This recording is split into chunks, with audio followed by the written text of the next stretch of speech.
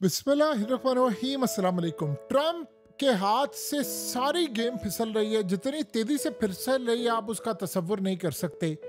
Spain ने भी बगावत कर दी है अमेरिका के खिलाफ और पहला यूरोपीय मुल्क बना है। China, Russia, India, Brazil, south Africa के बाद अब स्पेन यूरोप से पहला मुल्क बना है, यानी यूरोप से बगावत हो गई है जिसने अमेरिका के खिलाफ बगावत कर दी है। ट्रंप ने टैरिफ आयद किया और यूरोप की जानिब से स्पेन के प्रेसिडेंट ने ऐलान कर दिया है कि अमेरिका से हम किसी तरह का कोई F-35 तैयारा नहीं लेंगे। नेटो के अंदर वो मौजूद है, नेटो से बगावत हुई है पहली, और उन्होंने फैसला कर लिया है कि ट्रंप ने हम पर टैरिफ आयद किया है, हमने किसी सूरत F-35 नहीं लेना, और उन्होंने F-35 की डील ही कैंसिल कर दी है। ये अब तक आप समझ लें कि सबसे बड़ा झटका लगा है यूरोप से। यानी ये वो सूरत हाल है। इंडिया ने F-35 लेने से इनकार कर दिया, इंडिया ने P-8 तैयारे उनकी डील कैंसिल कर दी, अब स्पेन ने भी F-35 तैयारे लेने से इनकार कर दिया और अरबों डॉलर्स का नुकसान। अब हुआ ये है कि अमेरिका की स्टॉक मार्केट बड़ी अजीबो-गरीब रोलर कोस्टर पर है। सुबह ठीक होती है, शाम को क्रैश हो जाती है, अगले दिन फिर क्रैश होती है। कोई ट्रम्प ट्वीट कर देता है, कोई बात कर देता है, ऊपर जाती है। जैसे एप्पल के सीईओ ने जब ये कहा कि हम 600 अरब डॉलर की इन्वेस्टमेंट करेंगे तो स्टॉक मार्केट ऊपर चली गई और इन्वेस्टर्स बहुत ज़्यादा खुश हो गए। क्या बात है, अब तो 4.5 लाख के करीब जॉब्स आएंगी, और वो भी 5 साल के बाद। स्टॉक मार्केट ऊपर उठाई और उधर से स्पेन ने इनकार कर दिया, स्टॉक मार्केट फिर नीचे आ गई। अब ये असल में नीचे ही रहेगी। अब मसला सारा यहाँ पर ये पैदा हुआ है कि इनके हाथ से गेम निकल गई है। अब यूरोप से बगावत हुई है, उसके बाद ब्राजील ने कह दिया है कि भाई हमने नहीं झुकना ट्रम्प के आगे। अब ट्रम्प को ये बात समझ नहीं आ पा रही कि ये आहिस्ता आहिस्ता करते करते ये क्रैक बढ़ता ही जा रहा है। अब सोचो उसके बाद अगर लेट से इन केस फ्रांस का जो सदर है मैक्रन, वो ट्रम्प को पसंद नहीं करता, ये आप ज़हन में रखिएगा। वो ट्रम्प से पहले भी लड़ाई कर चुका है, और अगर फ्रांस ने खड़े होकर बगावत कर दी तो आप ये समझ लें कि यूरोप, वो दिन दूर नहीं है कि यूरोप टूट जाएगा और नेटो भी टूट जाएगी, जो सूरत हाल इस वक्त नजर आ रही है। यानी ट्रम्प ने अब ये कहा है कि हमने यूरोप के ऊपर मजीद टैक्स लगाने। आप जबरदस्ती जब किसी भी मुल्क को या ममालिक को दबाव डालते हैं कि भाई तुम हमारी मर्जी से काम करो। अब आप जरा अंदाजा करें, म्यांमार पे इस बंदे ने टैरिफ लगाया शदीद, अब उसके बाद वहां से टैरिफ उठा रहा है, क्यों? वहां के मिनरल्स और मादनियात उसको चाहिए। आप अंदाजा करें ये तमाशा, जिस मुल्क से उसको मादनियात और मिनरल्स चाहिए होते हैं उसके साथ ही अच्छे ताल्लुकात कायम कर लेता है।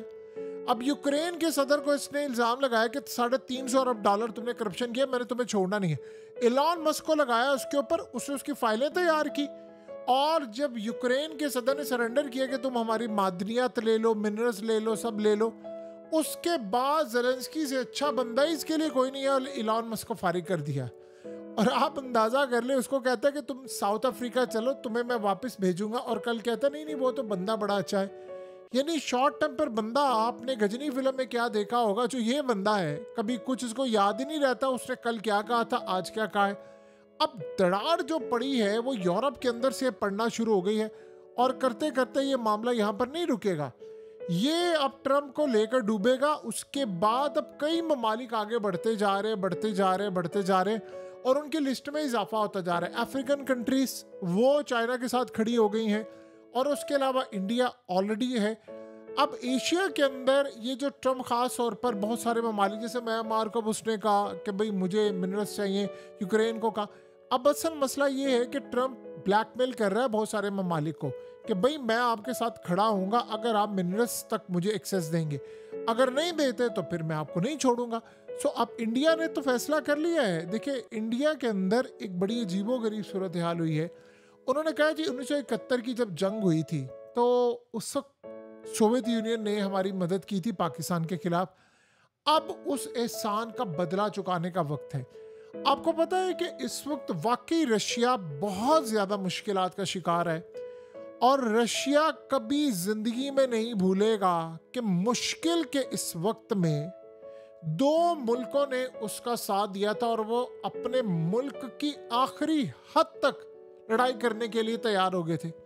नंबर 1 इंडिया और चाइना, 2, ये 2 कंट्रीज हैं, 2 ममालिक हैं। चाइना का वो साथ नहीं छोड़ेंगे और इंडिया का साथ नहीं छोड़ेंगे। और ये बात ज़हन में रखिएगा, इंडिया की इस वक्त हालत ये हो चुकी है कि अगर लेट से पाकिस्तान से जंग होती है, रूस से अगर उनकी एयरफोर्स के तैयारे भी ये मांग लेंगे तो वो ये देने को तैयार है। अभी आप ये सोचें कि इंडिया की नज़रें हैं Su-57 पर, और Su-57 वो लेना चाहते हैं, F-35 नहीं लेना चाहते, क्योंकि रूस जब तैयारे देगा वो ब्लैकमेल नहीं करता। तो अब याद ज़हन में रखिएगा, जो S-400 उन्होंने दिया हुआ है, इंडिया मजीद लेगा, क्योंकि अभी उन्होंने कैट्सा की भी पाबंदियाँ लगानी है, अभी उसने टैरिफ मजीद बढ़ाना है। और टैरिफ का नुकसान तो असल में डोनाल्ड ट्रंप को खुद हो रहा है। अब आप ये सोचें, यूरोप से कितना माल जाता है। अब एक मुल्क यूरोप का उठा है, उसके बाद आप देखेंगे दीगर ममालिक भी उठने शुरू हो जाएंगे। तो ट्रंप के लिए तो सबसे बड़ा मसला ये पैदा हो गया है कि बहुत सारे ममालिक अब बगावत पर उतर रहे हैं। लेकिन मसला सारा यहाँ पर यह हुआ है कि असल में जो प्राइस पे करना पड़ रही है वो आम अमेरिकन को करना पड़ी है। और इसीलिए आज अमेरिकी मीडिया ने कहा है कि अब हम ग्रेट डिप्रेशन की तरफ बढ़े हैं, जो कि एक टर्म यूज़ की जाती है ख़ास तौर पर फाइनेंस के अंदर। अब इसका ये मतलब है कि सबसे बड़ा मसला यहाँ पर ये पैदा हुआ है कि बड़े बड़े ममालिक ने कह दिया है कि हम इस वक्त अमेरिका के अंदर ख़ास तौर पर प्रॉफिट के रेंज में नहीं आ पा रहे। और यही सबसे बड़ा मसला है कि ट्रंप ने हमारी इकॉनमी को बर्बाद कर दिया है। अब देखिए, ट्रंप के लिए बहुत मुश्किल हो गया है, लड़ाई उसने ले ली है मोल। यहां से अगर ट्रंप पीछे हटता है तो अमेरिका की बादशाहत खतरे में पड़ती है। अब आप ये सोचो, वो ब्रिक्स की करेंसी अब ये दोबारा उसको लॉन्च करें ना, वो ब्रिक्स जो ऑलमोस्ट डेड हो गया था वो दोबारा फाल हो गया है। उसमें सिर्फ एक मुल्क ऐसा है जिसने खड़े होना था और सारी की सारी गेम पलट जानी थी, और उसका नाम है इंडिया। चाइना तो पहले ही था, रशिया तो था, ब्राजील तो था, साउथ अफ्रीका तो था। और उसमें याद रखिएगा, चाइना और दीगर ममालिक की जानिब से ये बात भी कही गई थी कि इंडिया पर भरोसा नहीं किया जा सकता। और अब आप देख ले, आज वही चाइना, यकीन नहीं आता, ये वही चाइना है जो कह रहा है कि इंडिया पर आंच नहीं आने देनी। ट्रंप हम उनके साथ खड़े हुए। यानी वही बात है कि अगर किसी शख्स को 1.5-2 महीना पहले कोमा हुआ हो, आज आप उसको उठा ले तो उसको कि चाइना ने स्टेटमेंट दी है कि वो इंडिया के खिलाफ, ट्रंप के खिलाफ हो गया इंडिया का साथ देने के लिए, तो आप कहेंगे नहीं बेवकूफ़ है, कोई पागल बना रहा है। बहुत सारे लोगों को शायद याद नहीं है, एक शख्स ऐसा था जो अफगानिस्तान के अंदर अगवा हुआ था और अफगान तालिबान ने, वो अमरीकी फ़ौज का बंदा था और उसको अफगान तालिबान ने पकड़ लिया। उसको नहीं पता था ये बात, उसको कई साल, 4 से 5 साल रखा। ये तब की बात है कि जब डोनाल्ड ट्रंप प्रेसिडेंट बन गया तो अफगान तालिबान ने फिर उसको रिहा किया। तो उसको ये बताया कि जी अमेरिका का सदर डोनाल्ड ट्रंप बन गया। तो उसने कहा ये मजाक कर रहे हो तुम मेरे साथ? उसने कहा नहीं नहीं, वाकई अमेरिका का सदर डोनाल्ड ट्रंप बन गया। तो उसने कहा ये पागलपन है, ये नहीं हो सकता, तुम लोग मजाक कर रहे हो, वो कैसे अमेरिका का प्रेसिडेंट बन सकता है? वो यानी अमरीकियों के जहन में एक था कि नहीं ये मस्खरा टाइप है और ये है वो। लेकिन इस सूरत हाल में अवाम ने उसको वोट दिया।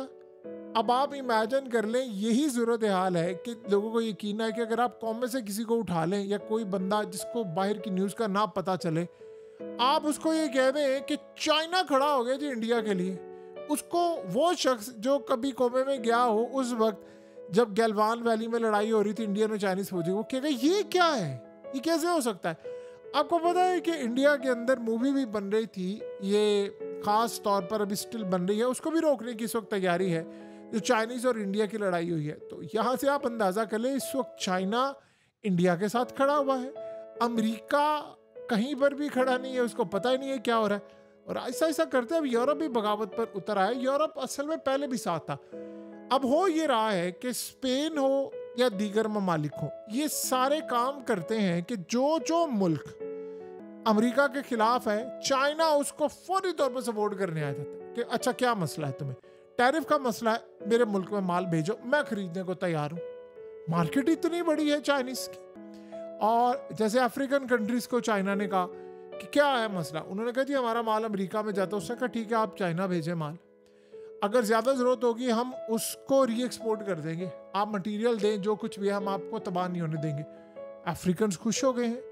सो यही चाइना की मार्केट बहुत बड़ी है, उनका बिजनेस बहुत बड़ा है, ट्रम्प को लग समझ जाएगी, अमेरिका के अंदर लोग रो रहे हैं, किया क्या है तुमने हमारे साथ। इस वक्त खेल बड़ा दिलचस्प मरहले में दाखिल हो चुका भाई।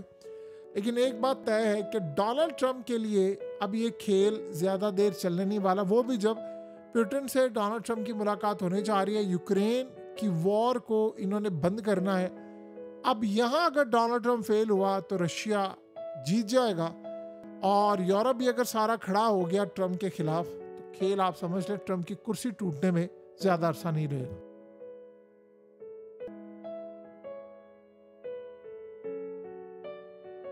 हकीकत टीवी को सब्सक्राइब करना मत भूलें, वीडियो को लाइक करें, शेयर करें और कमेंट सेक्शन में अपनी राय का इजहार ज़रूर करें।